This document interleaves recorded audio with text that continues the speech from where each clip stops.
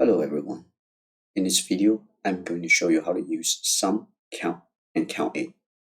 Here's the list of the players, and here are all the points that each player scored over the last 3 games. And as you can see, there were players who played and scored over the last 3 games, and then there were also players who did not play in some of those games. Alright, let's just start with some questions.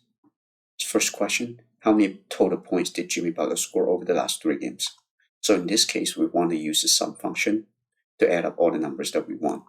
And what we want to do here is we do equal sum, and then we go find Jimmy Butler, which is at row 12, and then we select all the numbers that we want.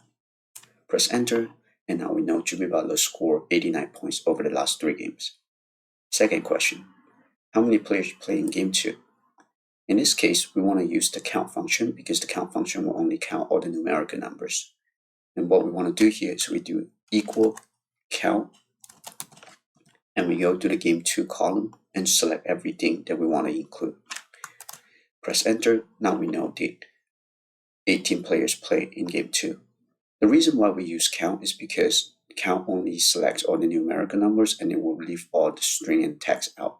So in this case, the count function leaves out Damian Lillard and Kawhi Leonard from the list. So it only counts 18 players from this column. Last question. How many players are there? In this case, we want to use the CountA function because the CountA function includes all numerical numbers and all the string. So what we want to do here is we do equal CountA, and we can go to one of those columns and just select everything that we want to include. So for example, I'm just going to go to this game 1 column and select everything. Press enter. Now we know that there are a total of 20 players.